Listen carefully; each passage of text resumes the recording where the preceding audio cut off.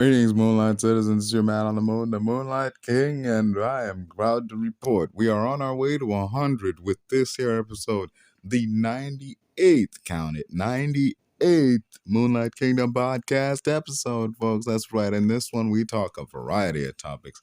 We discuss Chevy Chase, Travis Scott, presidents in the MCU, such as President Ritson. I think we even mentioned President Ellis at some point from Iron Man 3. We get into movie presidents, President Harrison Ford from Air Force One, the president from Veep, played by, I can't remember anyone's name. I keep thinking Mary Louise Parker, but I know that's not her, that's someone else. She's also in the MCU, but I don't know her name though. It'll come to me. Julia Louis-Dreyfus, yeah. See how easy it is to conflate the two. We discussed mahershalaali, Blade in the MCU, and how it's weird that ain't happened yet. WandaVision, Doofenshmirtz, Timothee Chalamet's Martyr Supreme. I mean, we touch on it a little bit. The purchase of Netflix by... No, wait, not the purchase of Netflix. The purchase of Warner Brothers by Netflix. Yeah, we talked about that. And not to mention, of all the things we talked about, we even talked about some before and after situations of people losing weight, like Anthony Anderson, Jonah Hill, and various others, and amidst the Ozempic craze. Oh yeah, folks, a lot is covered here in this 98th episode of Moonlight Kingdom Podcast. Coming down to you in 3, 2, 1. Like, I think there was even a point where he was traveling in Soweto, and the car they were in, I don't know if it was a limo or whatever, I think it was like a big SUV, but it had a sunroof, and he was out there in a sunroof making like a crazy face, like crazy faces, and people in the street were just like giving him a thumbs up. Like, oh, hey, Speed, what's up? Cool. They weren't really losing their minds. I think that's what makes Africa a nice country for celebs to be in, especially like a lot of American celebs who want to duck out of America. I mean, it depends what for, because you're either ducking out of America because you're in trouble, like that guy from Blackish, Anthony something, I think, the black guy, because he had a rape charge. Did you just a rape case? And hold on? Did you just cite the show Blackish and then describe one of them as the black guy? You gotta be need to be a little more specific than that. I said that one black guy, the dad guy. I don't know his real name. I do know it, but Anthony's something. Yeah, he used to be fat. Yeah, I remember that much. Yeah, he's kind of chubby-ish now, but he's slimmed down weird.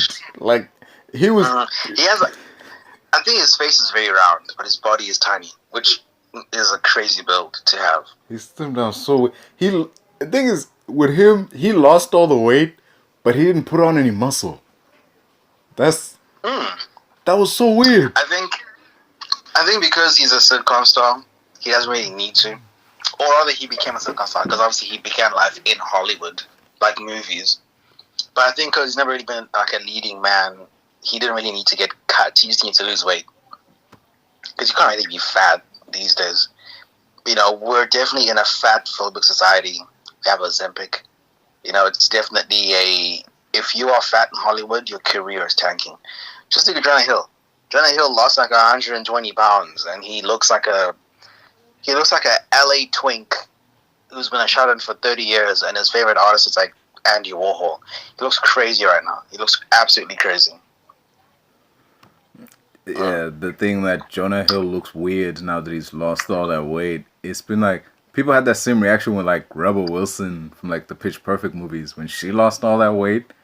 And she came out all slender and shit. It was like, which is weird because she was like, after she lost all that weight, she said people stopped calling. Like the offers stopped coming in like they used to, which is strange. Ooh, not that strange, because I remember reading that story and I was like, oh, okay. She suffered the John Candy and Chris Farley effect where being fat was the thing that made you get cast and the thing that made you get roles. You played the role of the fat, funny person. Except she was a female, and that role was pretty much empty throughout the 90s into the early 2000s, and then she took over it. She kind of filled in that space. People needed like a fat like a woman Chris Farley, a woman John Melissa Cannon, some kind McCarthy. of fat funny person. And she came and she pretty much did the trick. But I feel like very quickly she became typecast. I mean, I think her last big role was when she was playing Afrikaans. Oh, okay, she was lying about being Afrikaans, but yeah, that's like her last role that I remember at least. Yeah, I think she was on some Netflix movie, and that's when you know, like, you've kind of slid. When you start doing Netflix movies, like, ooh, damn, your career's not in the drain, but it's you're not doing theatrical releases anymore. You're straight to streaming now. You know what? I'm just gonna say it. Straight to streaming is the new straight to DVD. I'm so sorry. Yeah, It's the new straight to DVD. Like, it's not. even straight to DVD Obviously, got more respect than this. For sure. I mean, look, when you look at people's.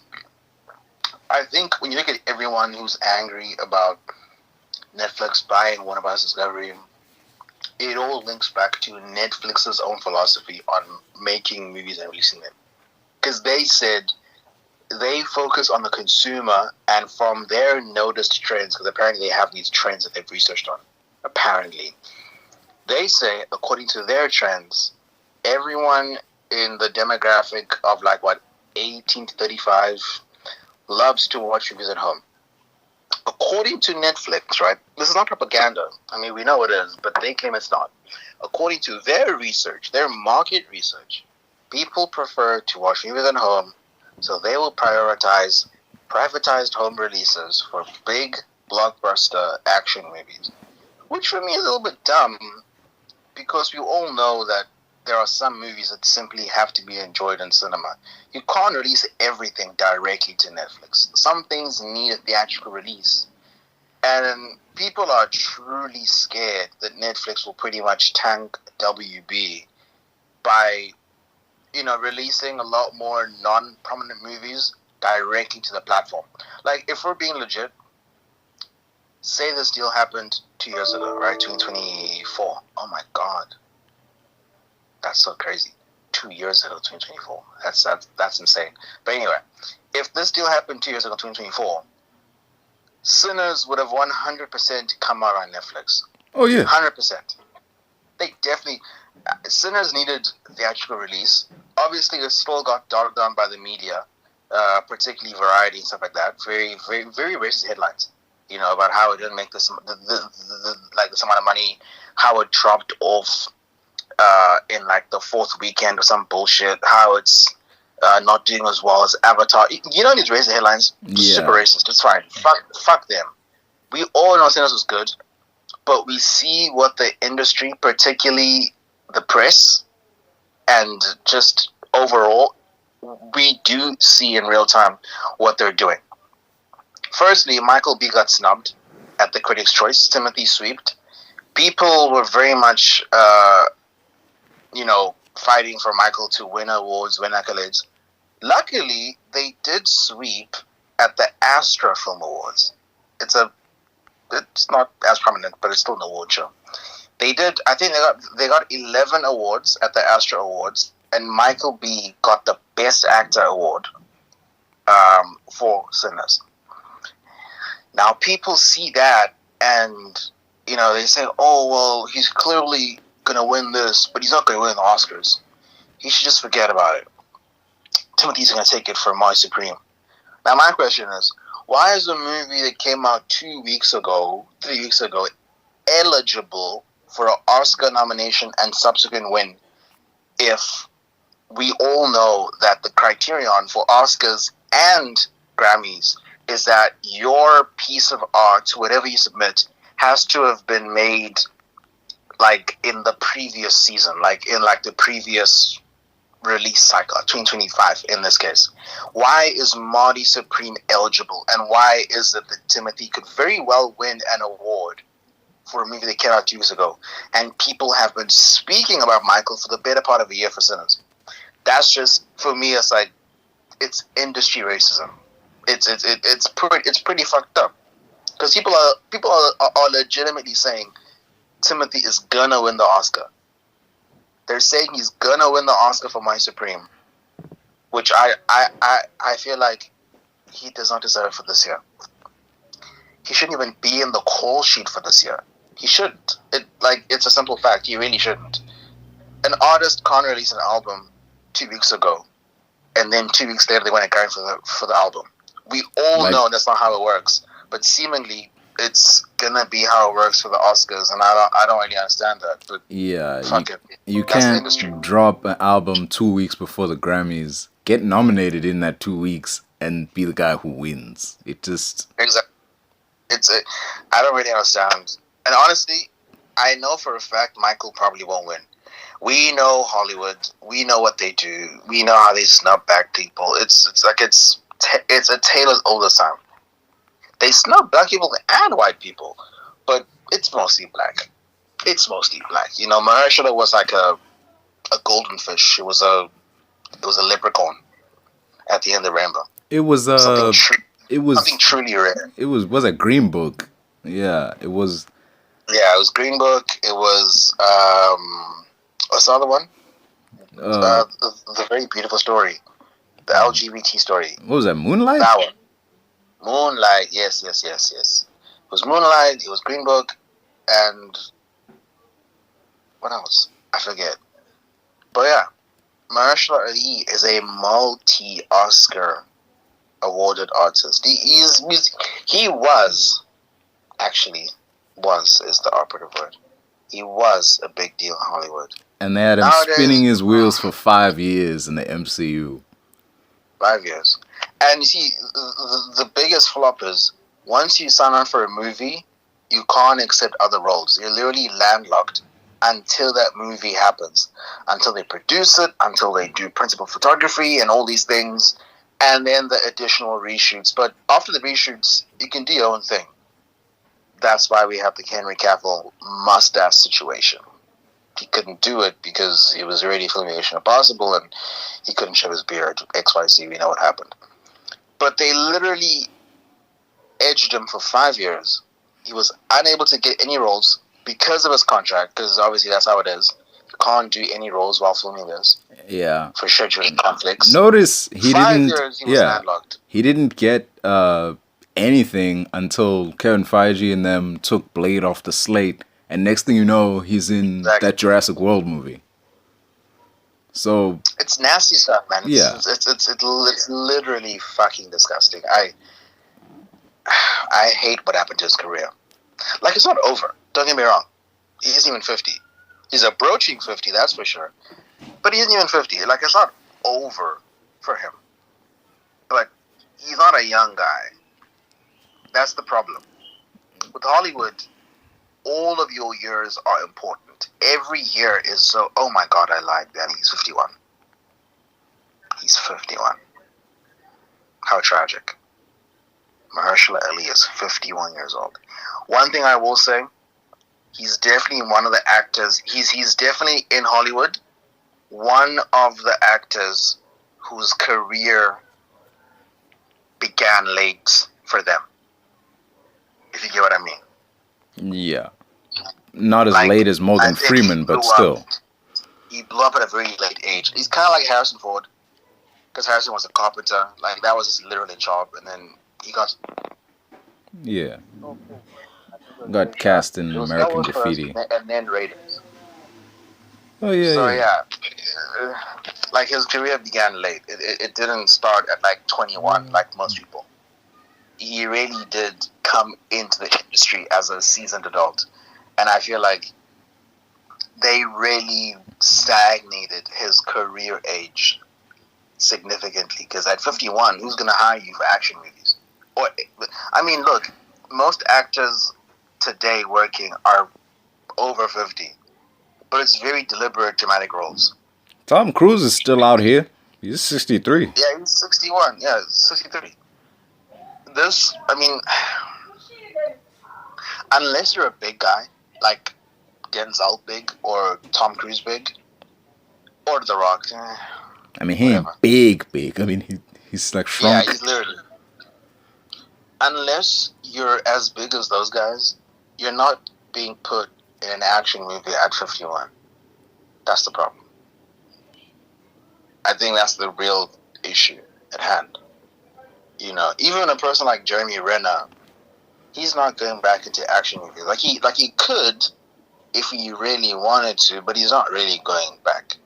I mean, his work hasn't really been action heavy since the accident, so that's a whole other thing. Like his last action thing is probably, I mean, not even probably not 100%. But you never know, Jeremy. He's a very dramatic guy. He's very, he's a very dedicated guy. You could say he's a workaholic. But Doomsday or maybe even Secret Wars, it could be one of his last action-packed roles. We know he's in Doomsday, but obviously his role might be just like diminished as like a support role. Given like what happened between him and Marvel and the canceled Hawkeye season 2, it probably won't be that big.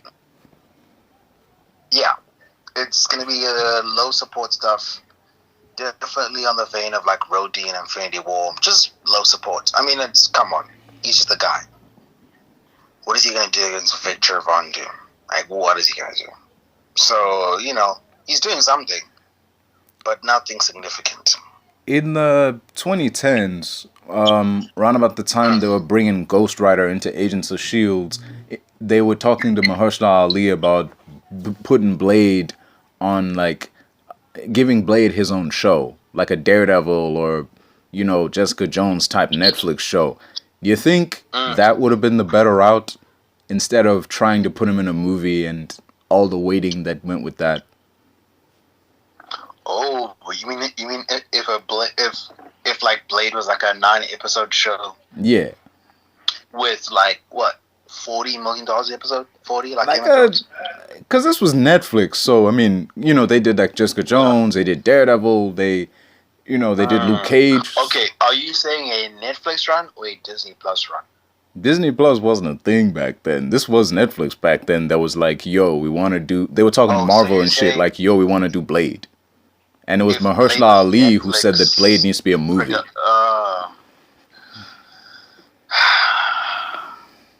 Yeah, they could have put. I mean, look, I think the biggest issue would have been MCU cohesion, because Blade has some important. I mean, not super, but he has like some important connections. Blade is a half vampire. And his rogues gallery, like, he might have connections. It just depends really what the stories do. But he might have connections to like the deeper Marvel mythos, especially like with Morlun, because Morlun, King of Vampires. Blade definitely has to be in that mix, because obviously from that point you have Spider-Man. And obviously Spider-Man is a heavy Marvel player. But, like, if you're going to have a vampire in the universe, you have to have a vampire killer. And I think the cohesion with the MCU slate and Netflix might be an issue. I would probably see it doing better with Disney Plus, but the problem is a lot of Disney Plus Marvel shows are not as good. I don't know why. Because it's Disney. Like, it's literally them. Like, you would think it was made by Paramount. But a lot of the Disney Plus shows for Marvel are not that excellent unless you like take Loki. Like, Loki is the gold standard. That's pretty cool. But everything else is pretty much lackluster. And again, I don't know how Wonder Man's going to do. But given their, I don't know, given like their reluctance not to advertise it, it might not be good. They might be hiding their shame. On some Ironheart shit. Yeah. So I'm scared. Actually, you know what? I'm lying. I'm not scared because we are 27 this year, and I've kind of lost that pizzazz from Marvel. I don't really care if Wonder Man does bad. I really don't care. Like, we've reached the age where it's not that important anymore. I have no Like, it reason to care. sucks. I don't even know who this dude is. I haven't read a single comic he's been in. I haven't seen him in any video game or any other media. As far as I know, he's a C-list character. Mm, mm. He definitely is, because Simon Williamson, he doesn't really shuffle up in the comics. He's mostly a West Coast Avengers player. A lot of his peak happened in the 80s. That's the thing. He's definitely not super prominent in modern day Marvel comics now. But he's a character. He does things, but it's mostly West Coast Avengers things. But I think they might be trying to do like a West Coast thing, but maybe not a name, because that we do know the Vision is white. So obviously Vision was white during the West Coast Avengers run in the 80s. But we don't know what the kids are doing. We don't know how old they are. Fucking we don't Vision know if Quest. they're even in this universe. It's very confusing. I straight up forgot about that. Sony can't play ball with us, so we don't even have other key players like your Spider-Woman. Who else on the team? Oh, they canceled that. Did you see that shit? They were making a Spider-Man movie and they canceled it. Yeah, it was gonna happen eventually. But because also now you do need other characters, but most of the people are around. They do exist to be in that Avengers lineup. And obviously now you have you have people like Thor, who's probably not really an Avenger these days. He's kind of just Thor, just doing his own thing.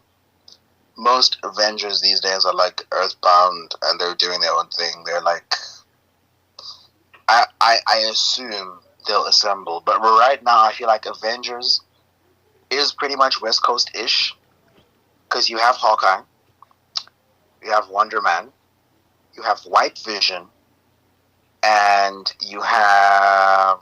Who else would it be? Who else do we have? Kate Bishop? Yeah, both Hawkeyes. Okay, and who's that? Because those are the main players in West Coast Avengers. Rhodey. Rhodey? You need... Yeah, War Machine was part of the West Coast Avengers. But the problem is, what the hell is James Rhodes doing now? Is he in Congress? Is he like Secretary of State? Like, we don't know. Is he fucking paralyzed? Because I mean, he can walk. We saw him in Falcon the Winter Soldier. I mean, obviously he's using some kind of some kind of leg thing.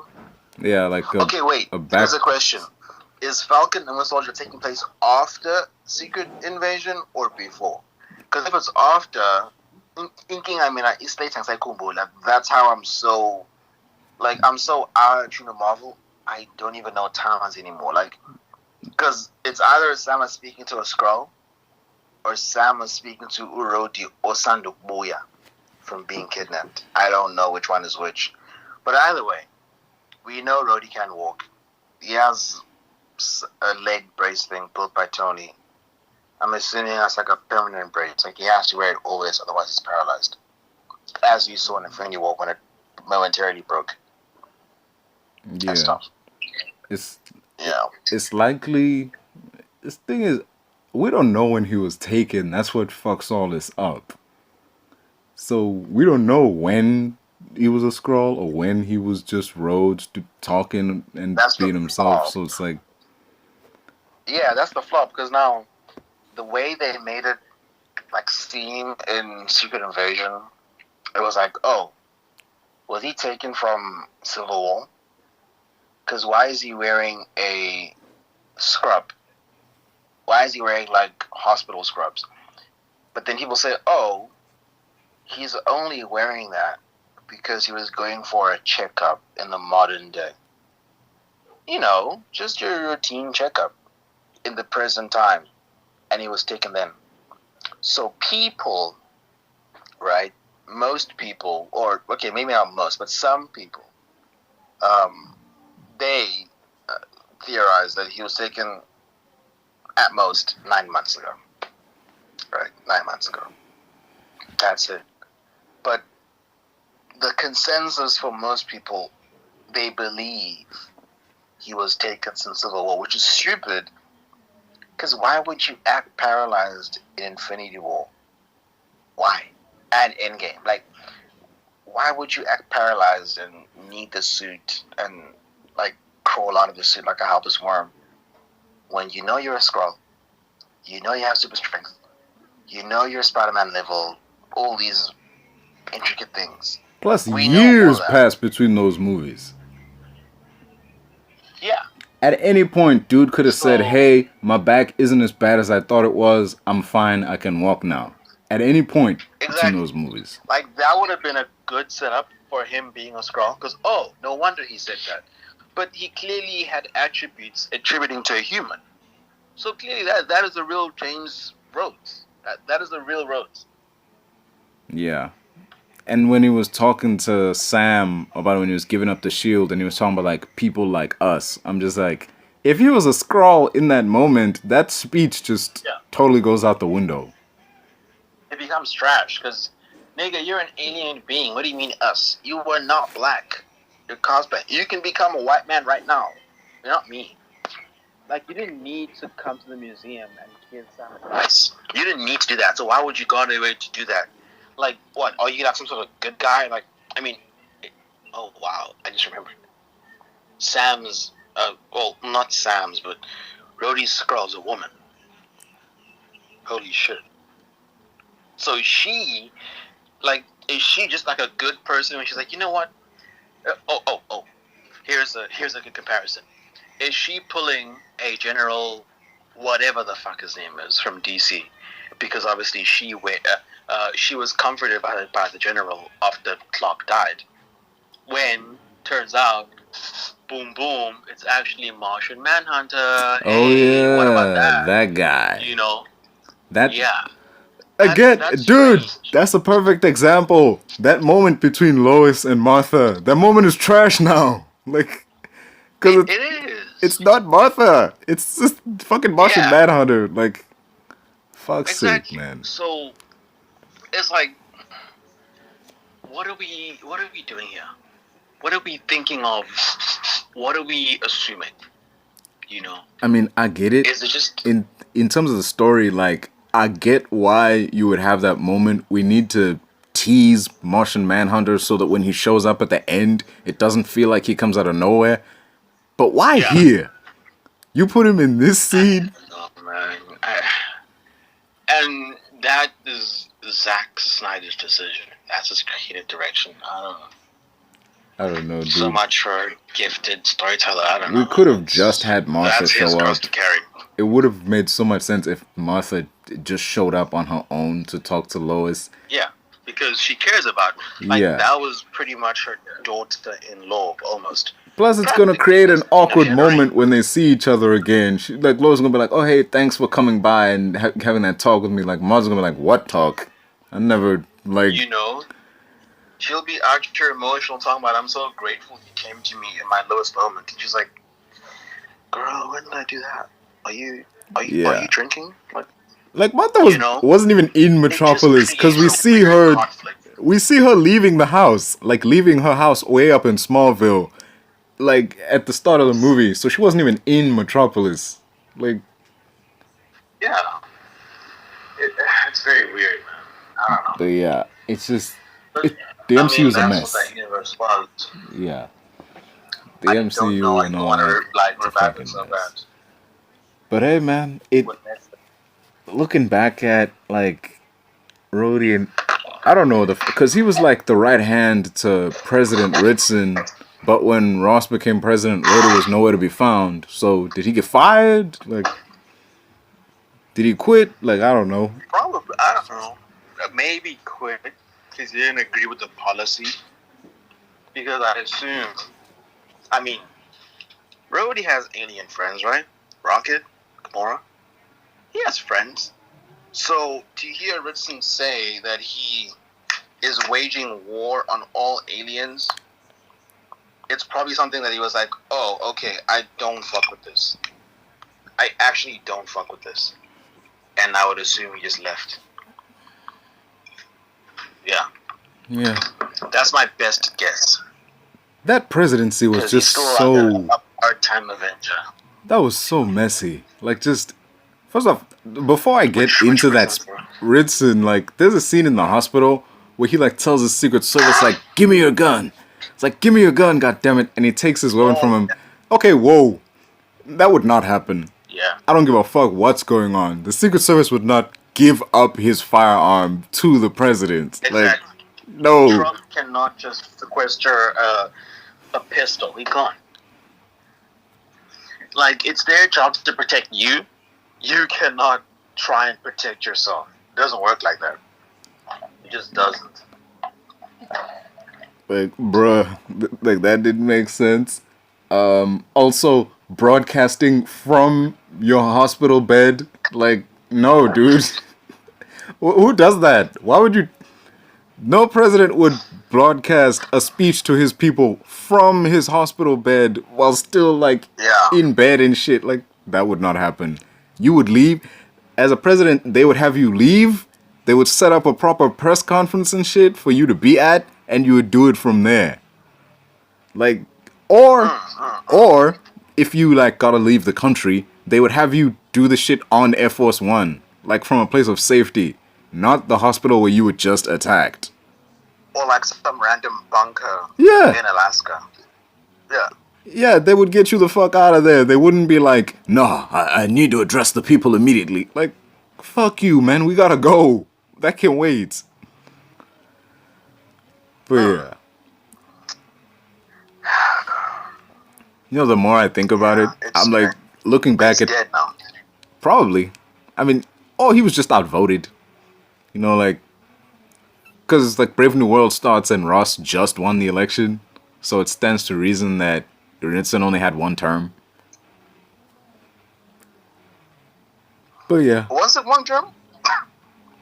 I mean, yeah, you remember Fury was like, you know, the stuff you're saying sounds a lot like a one-term presidency shit. You know, like, because he said that in, like, the last episode, so I guess it was his first term. Oh, yeah. Yeah. The question is, Uti Marvel is so loose. I mean, you know, I realized we're in the era now where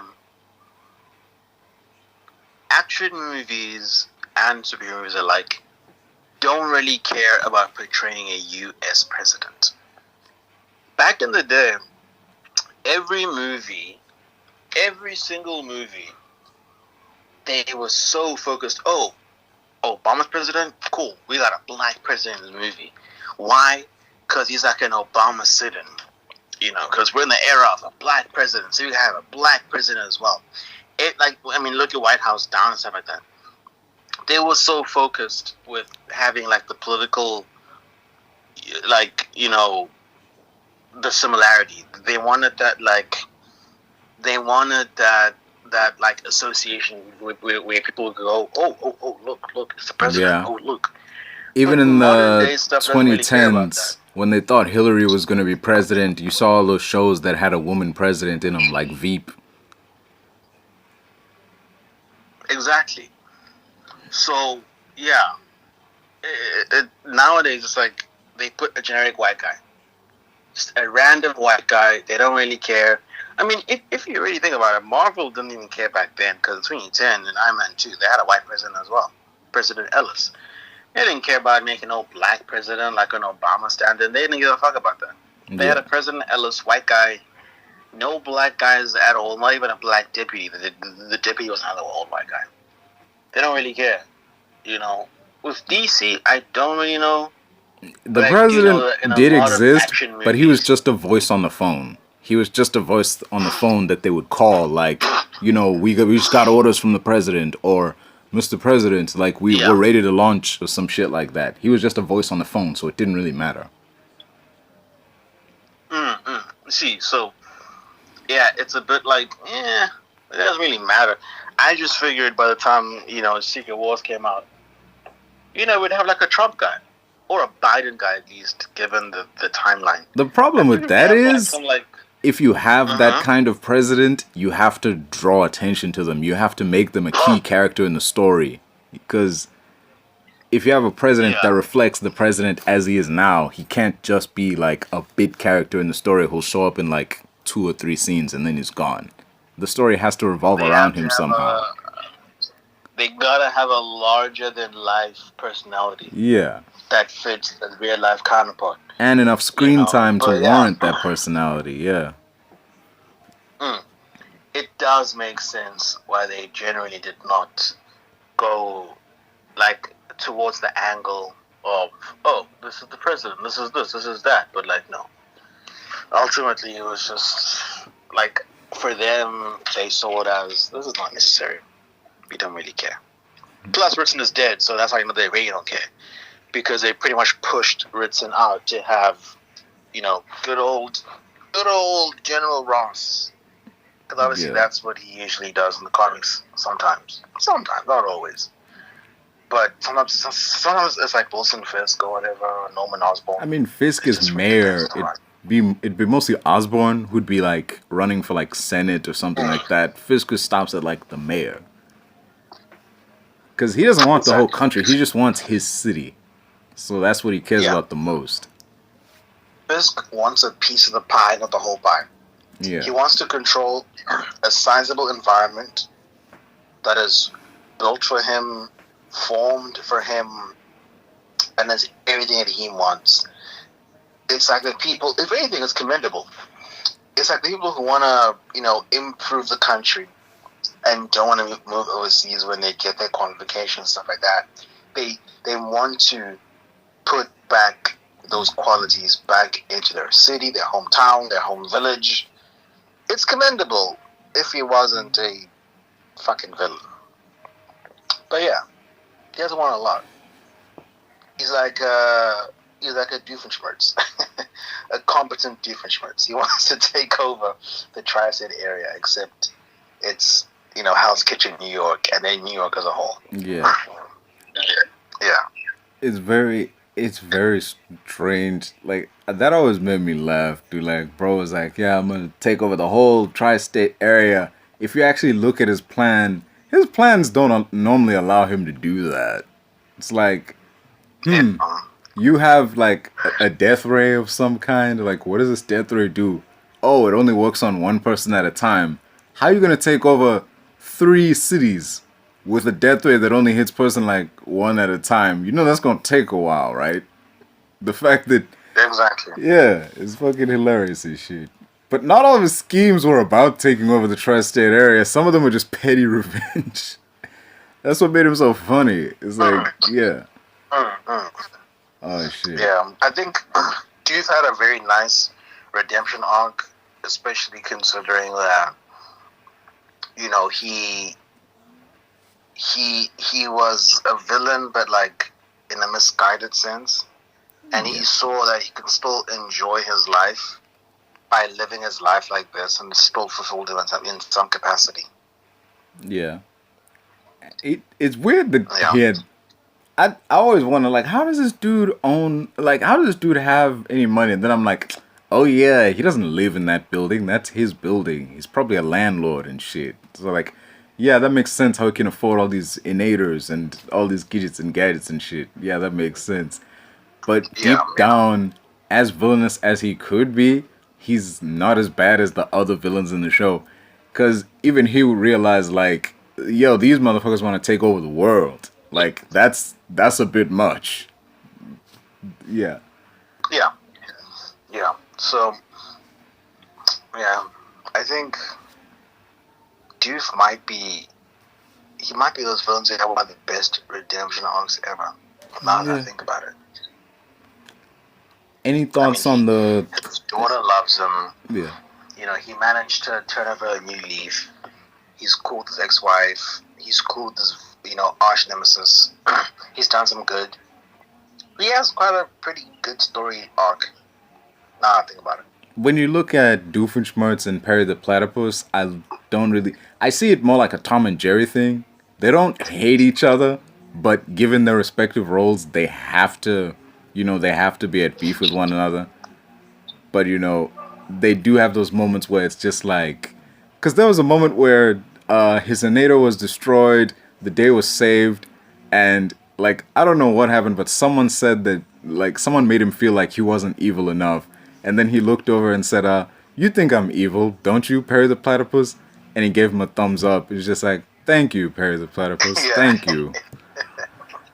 Like that's nice. That wouldn't happen if they generally didn't like each other, but it shows, like, yeah, it's like Yeah. if you weren't trying to take over the world, we could actually be cool.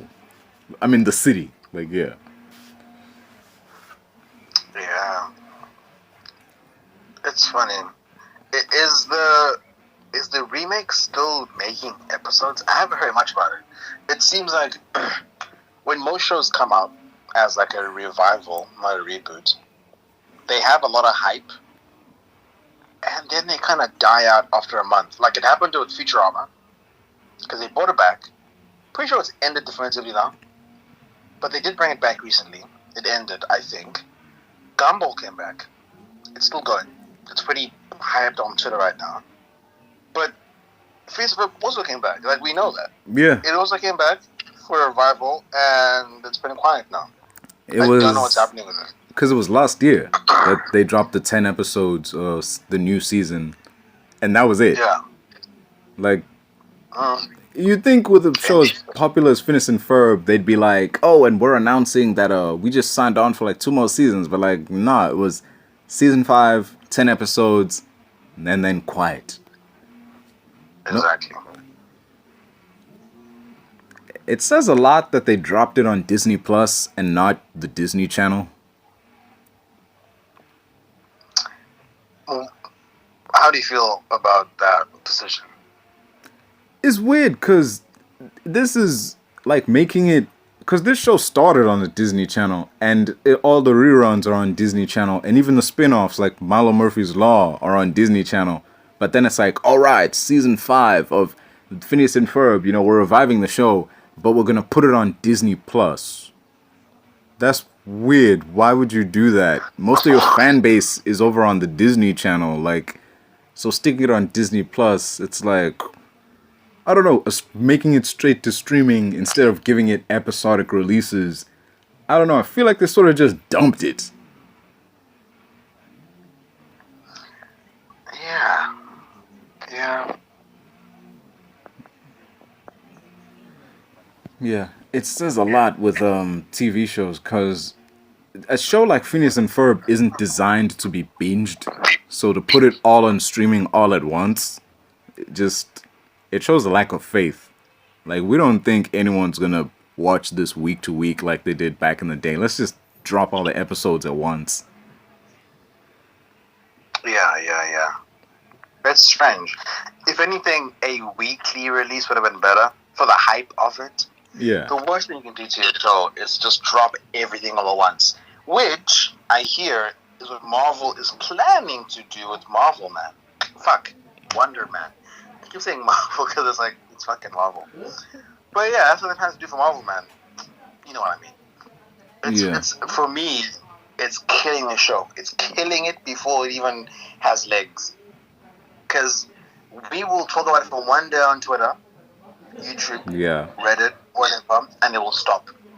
But if it's weekly, create hype around it, like Invincible. But clearly, they don't give a fuck about that show, Wonder Man. Look at WandaVision. Shit, that was a show they dropped week to week, and there was plenty of hype around that. WandaVision was a journey. I remember the episode we saw that Wanda seems to be pulling the strings. It was the biggest reveal ever. When she threw Monica throughout the field and stuff. Yeah. It was like, oh, she knows what she's doing.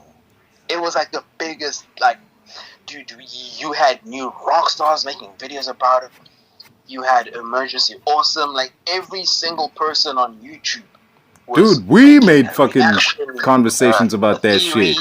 It was all over the place, man. It was big. Exactly, even us, So, I feel like you can only really have a truly engaging story if you make it a week-to-week release to get people talking, to build up hype, to build up theorization, to build up speculation, all these things. But you kill that when you give us everything all at once. We don't Bruh. need that.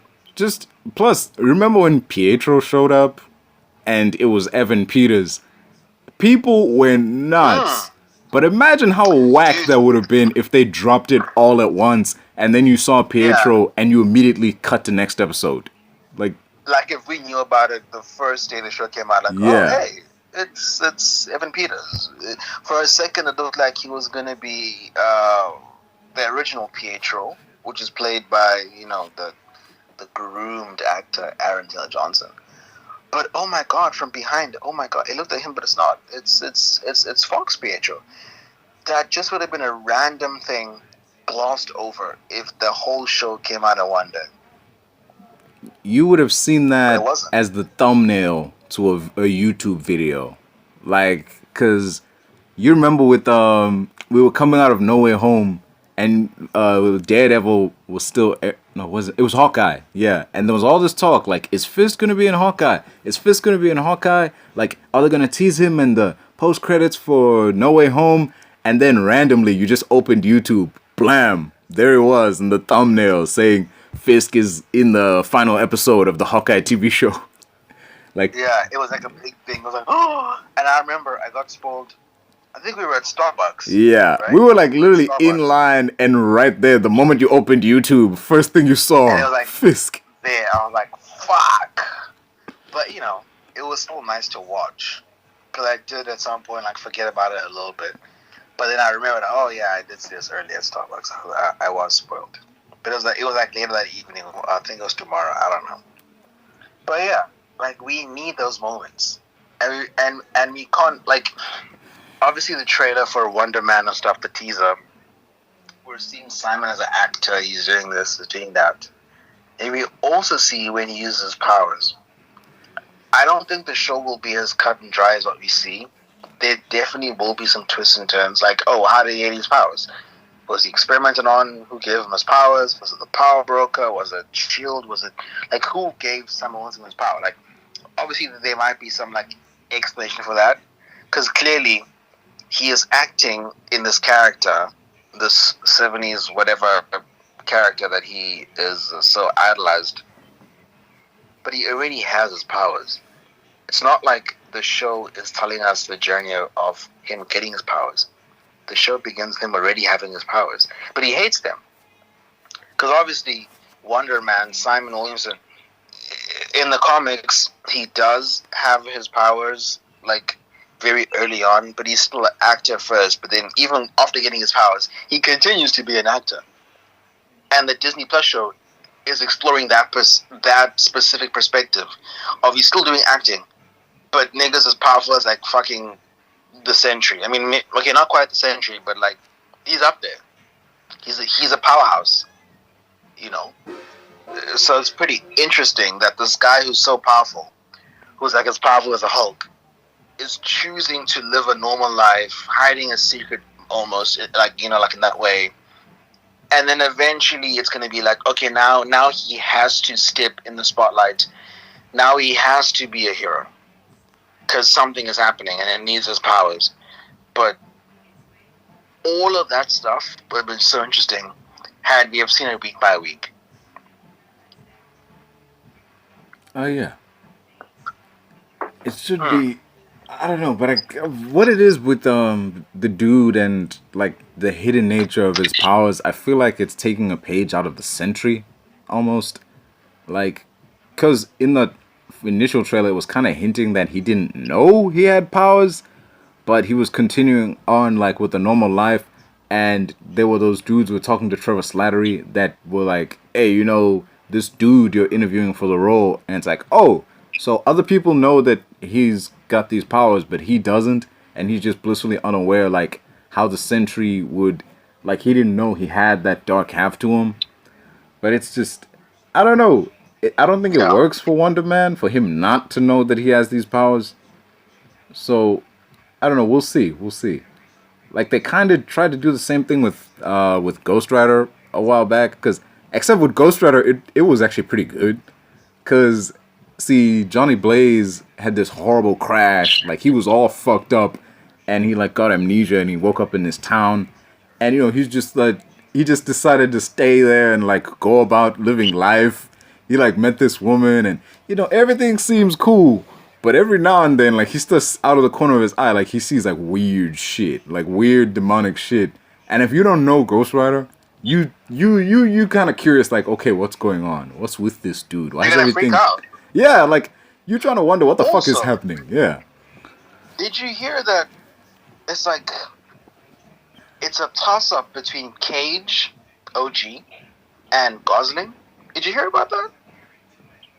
I don't know if Cage would come back, because they asked him to come back for Deadpool and Wolverine, and he was he like, would. nah. He loves one. Okay, I will say, I think D and W for him. I think he saw it as a lower budget movie. I don't know why. I think he doesn't respect Deadpool, or maybe he hates Reynolds. Maybe That's going around a lately. lot of guys. Reynolds is a new Chevy Chase. We know this. It's written in stone. Apparently, He is him the and new Downey Chevy had Chase. beef filming with what's this? When they were Oh yeah, filming they Doomsday. fought. Yeah, remember that story? Yeah. At first, it was like anonymous. It was like Marvel star fights other Marvel star on set. Like first, it was like anonymous. Like we don't know who it was. For all we knew, it was Jeremy Renner and fucking Paul Rudd, but it's not. We know now. Like the names came out. It was Deadpool had a fight with a very prominent A-list, and we know that means Downey, because he's the heart of Marvel. And you definitely can see with Downey's personality, like true to life RDJ, he would find a person like Reynolds so insufferable. Just considering his personality, he'd be like, yo, I'm so sick of you, dude. Get the fuck out of my face. And honestly, shout out to everybody. Shout out to him. Because I don't like Reynolds either. Like, we both know why he's kind of a piece of shit. The things he's done, the things he's covered up. Deadpool 2, stunt actor death, Baldoni case, nice pull. Ryan Reynolds is a dodgy motherfucker. Very much so. I don't like him. I don't. And I think in 20 years he definitely will be Chevy Chase. He definitely will be. Like that's come on. He definitely will be. He's his greatest supporter. The moment he was even. I watched this documentary on Netflix. Oh no, it wasn't Netflix. It wasn't Netflix. What was it? I think it was Amazon. I'm Chevy Chase and you're not. Yeah, like I watched it, like to completion, and I wasn't supposed to watch it out. The only reason I watched it is because I saw a TikTok about it, where he was insulting a lady, where he was like, "I'm trying to figure you out," and she's like, "No shit," but he's so rude. He's such an aggravating person. He's so he's so abrasive. I don't like him at all. I didn't get that, man. I saw that clip. For a nigger. I don't get that shit, dude. I straight up don't get this motherfucker. Like, this is it's a documentary about you. Why are you still mad? Yeah. Like, it's basically 90 minutes of like you getting to tell your story or whatever the fuck. You get to present yourself how you want to be presented. Why are you treating the person who's asking you questions like they're annoying you? Like, exactly. If you don't want to be here, you can just say, nah, I don't want to do this. Did you watch the whole thing? Nah, I only saw like 10 minutes, bro. This dude got on my nerves, man. Like, fuck's sake, dude. He's so annoying. Oh dude. My God. And the worst part is, he was annoying since the 80s. You can't even say that, like, okay, he's a curmudgeon. He's older. He doesn't get modern comedy. He doesn't get, modern writing. He doesn't get new ways of story. Like, you can't even say that. Chevy has been a dick from the start. Oh! He sucks. He literally, he's so annoying. Yeah. Even fucking Richard Pryor didn't like him. And he did a sketch with him. I mean, I'm sure you know about it. The whole, first word you think of. Honky, nigger. Like, what the fuck? Like, he's such a annoying guy. Like, and he's not just annoying. He's literally, he's the most rudest person you can ever meet. for No no one has reason. a good story about Chevy For no, Chase. this No one. motherfucker he seemingly gets annoyed at everybody Yeah, for no reason. he's just a natural dickhead. Like it's actually impressive how Like, much of a dude dickhead he apparently is. had Like like a he's a fight pure asshole. backstage at SNL and shit with like, first off, Dude, how do you get into a fight with fucking Joel McHale? You know how pure Joel McHale is? He's one of the purest guys ever. How do you get in a fight with him? He had a literal fist fight with him. He said on a podcast with Michael Rosenbaum, Lex Luthor, he got into an actual physical altercation with Chevy. He actually dislocated his shoulder. Do you know how angry you have to be to dislocate a 60-something-year-old man's shoulder? Like, you know how pissed off you have to be? I don't blame Joel. Chevy is a dickhead. Like, the stories you hear from Community, I mean, dude, literally, right, for this documentary, the producers of it approached every cast member, yeah, I heard including about extras. that shit. They approached every single cast member. Everyone said no. Yep. Everyone. Every single. Do you know how crazy that is? Every person. Producers, From fucking directors, Alison writers, Brie everybody to- said no. Like, no one wanted to come. Like, they all hate Chevy. And I do appreciate that solidarity. The one Indian guy did pop up. He was a director on a couple of episodes of Community. He was there glazing them, but he's kind of a dickhead, so that's fine. But, you know, I do appreciate how everyone is so staunchly, in a community for how they feel about him, because he literally called DG a nigger to his face. Like, that's how rude he is. Like, that's how unbelievably disrespectful. He called him a diversity how hire, unbelievably- basically. I remember hearing about that shit. Like, Exactly. Like, I think Glover was at some award show honoring someone else. I think it was Dan Harmon. I'm not sure.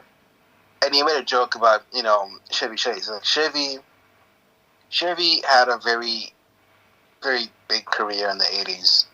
He redefined, comedy, acting, and being a comic. But, he also called me tonight's not about me. Like, the audience laughed. And he's like, well, tonight's not about me. Tonight's about Dan and whatever. But that award show snippet, whatever, that recording, it reignited the conversation about how Chevy Chase is a horrible human being. Even Dan Harmon, he has nothing good to say about him.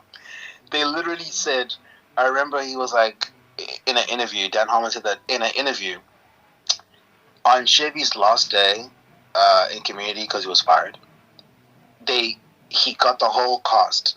Dan got the whole cast. Like, everyone to say, fuck you, Chevy. Chevy came there with his wife and his daughters, and he was expecting to be glazed in that rap party of the last appearance of him on Community, because Pierce was leaving the show or whatever, and he thought he was going to get glazed, and instead he walked out to fuck you, Chevy. Fuck you, Chevy. His daughter heard that, his wife heard that. For him, it was humiliating. That began his beef with the entire Community ensemble. And that's such a cool story for me. It's such a fucking cool story. Like, on his last day, you guys say fuck you? Based. I like it. Fuck Chevy Chase, for real. oh yeah. I mean, hey man, you get what you give. There's no other way around that. You get what you give. Like, if you treat everyone like crap, they're gonna get you at some point. Exactly. Yeah. Keep in mind, while the show was being filmed, like, while the episodes were being filmed, you can guess why nothing was said, because it was this thing of, you can just guess that everyone was on the same notion of, okay, I'm going to keep it professional, I'm going to stay quiet, I'm not going to cause any trouble until we're actually done, because causing trouble while the shit's being filmed is just going to cause all manner of chaos for everyone, and no good can come of that. So the moment that rap party happened, and they're like, okay, we filmed all of our scenes, okay, there's nothing else that needs to be done, all the promotion's done and whatever, okay, cool, fuck this guy, I never want to be seen with him again. Exactly. Yeah. Because that's usually what happens. The moment like the work is done and we don't got to be professional anymore, it's like, oh, I can say whatever now. It's what happened Yeah. with thing Travis Scott. Fucking, I don't know if I mentioned this. Travis Scott, because after that, he dude was supposed to have a tag team match with John Cena and, Cody Rhodes and Jey Uso. He was supposed to have a tag match, but either he didn't show up for training as much as he should have, or when he did show up, he wasn't giving all the effort he could have. And, no one really said anything while this was happening. So they just kept quiet, kept quiet, kept quiet. Once it fully came out that Travis Scott was done with WWE, everybody trashed this motherfucker. Everybody was going on about, they didn't, some of them still kept it vague and said like, people who don't have a respect for this business don't belong here. And some people just straight up said out front like, man, fuck Travis Scott. Like, he shouldn't have been here in the first place. I mean, I don't know. Like, he fucked up. Do you think it was like deliberate? Let me hear your opinion, like your full, unfiltered opinion. Full, unfiltered opinion, he had no business getting in the ring. Like, make him a manager, or like, it's clear that this man was brought in for clout. Like, WWE wanted clout with the mainstream, and to get WWE spoken about on like mainstream news outlets and media and gospel, whatever the fuck. Okay, sure. Have him be a manager. He does not need to step in the ring. Because even if he did do his wrestling classes, and even if he did nail it in terms of like drills and whatever, are you really gonna buy him stepping into the ring with Cody Rhodes? Even if it's a tag match, the moment he tags in, your suspension of disbelief is gonna vanish. Yeah. Yeah. Also, Travis, I think, he's a bit too skinny to pose a likely threat to anyone. Even Rey Mysterio. Yeah, Rey Mysterio would whoop his ass, man. Like, Rey is big. Like, Travis ain't short, right? He's like 5'10", right? 5'9", 5'10". But he's just skinny, so yeah, nothing he does in the ring is convincing.